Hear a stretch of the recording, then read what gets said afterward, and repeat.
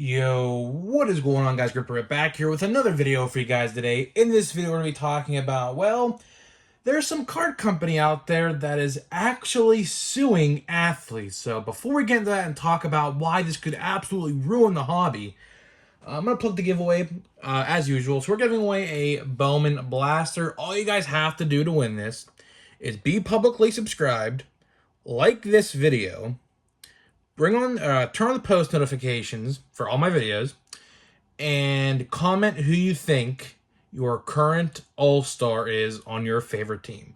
I'll pick the winner when I hit 3,000 subscribers. And we're already at 2,000, almost 2,100, so thank you guys for that. As well as, let me show you what else I got today. Finally, from Target.com, we got 1 and 2 more Donruss Blasters. I ordered these literally like last Sunday, so it's been a week. I finally just got them in. Target shipping when it comes to cards and even action figures, and I ordered some like exclusives on their website. They take absolutely forever to ship. Don't know why. Target, step up your shipping game. Luckily, when I ordered my PS5 through Target, they actually sent me it on release day, so thank you for that, Target, but everything else sucks with your shipping. So now let's talk about the topic of today's video, which is quite interesting.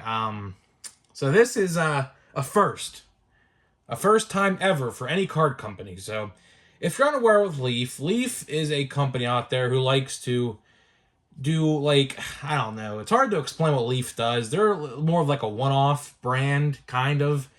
Basically, a lot of prospect autos from a lot of, different sports. They do. I typically don't buy Leaf products. I just don't.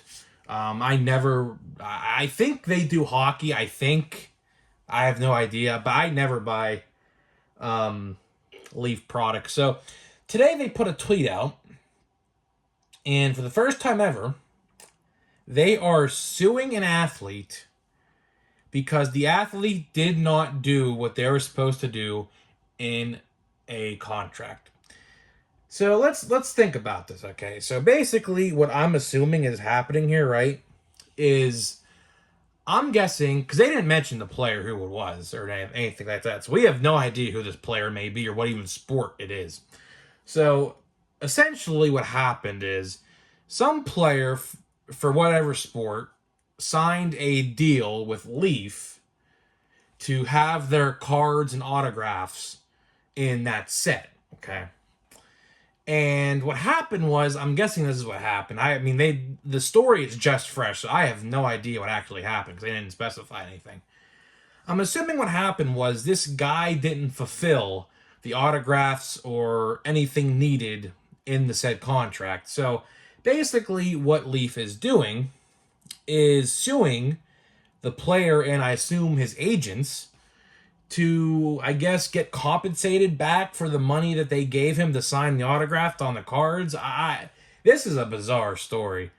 And I feel, depending on how this lawsuit goes and ends up, this could ruin the hobby. Like, honestly, this lawsuit that Leaf is doing could ruin the hobby. Because if you think about it, and like, who's to say Topps and Panini won't ever do this? Because I guarantee you there will be a point where a player doesn't fulfill his or her contract and the contract gets voided. So basically, if this lawsuit ends up good for Leaf, right?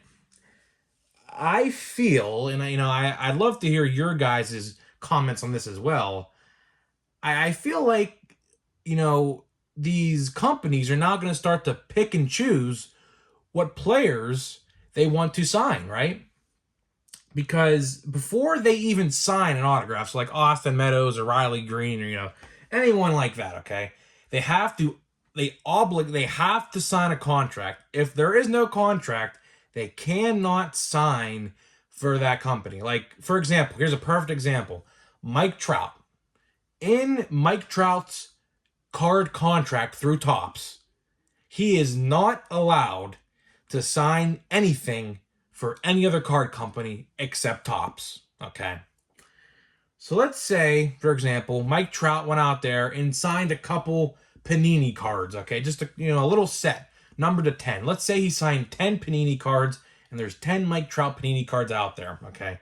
When Topps finds out that they're out there, they immediately will send him a lawsuit claiming that he voided and he disobeyed the rules of the contract, okay?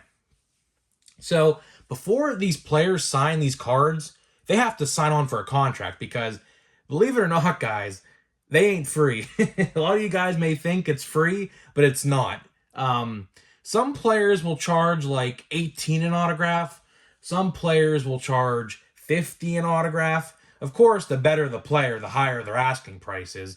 That's why, you know, when you see products like, let's say this week, you're going to see Gypsy Queen, right?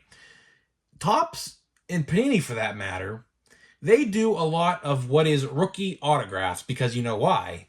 Rookies are the cheapest to sign.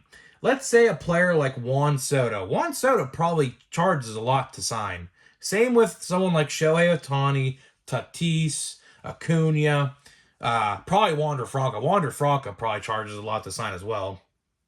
Because, believe me, guys, these agents that discuss and negotiate the contracts, they know the worth of their players. Like, they know. Like, half of the time, you know, the player very rarely ever gets in talks with companies like this. It's all the contracts and it's all the agents out there who handle it. But getting back to the card and the Leaf situation, you know, depending on the lawsuit and how it goes for Leaf, because I assume Leaf will win this one because it's very hard for the player to win this because, you know, they breached their contract. So, you know, it's, you know, the contract is a legally binding agreement between two parties. And, you know, if that said player breaks it, then Leaf has to win this lawsuit. I mean, I can't see how the player would win this. But getting back to it, you know, if Leaf wins, which I think they're going to, you know, this could end up ruining the hobby because now players are going to look at this and say, oh, I don't want to sign for them because they did this to this player. Like, I don't want to do this. Let's say, like, I made a minor mishap and forgot to, you know, maybe sign a couple cards. Right there, I mean, unless it's a mistake, but, like, let's say you forgot to sign a huge chunk of cards, right?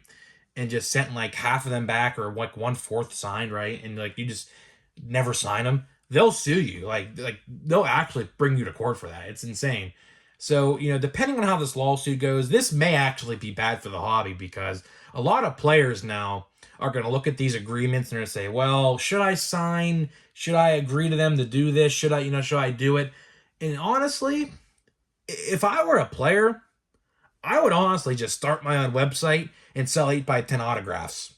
I mean, if you want some extra side money, I assume there could be an agreement in place with the team as well. So I don't know if this would actually work or not. But who's to say a player just can't start his or her own website? Like, let's say MikeTrout.com or RonaldAcuna.com or something, or WanderFranco.com, and he sells 8x10s little autographed cards like this for money. You know, who's to say they can't do that instead? So depending on how this lawsuit goes, this may actually be very bad for the hobby because a lot of players are going to see this lawsuit and they're going to say, well, if they're doing this, who's to say Panini and Topps can't do the same thing down the road?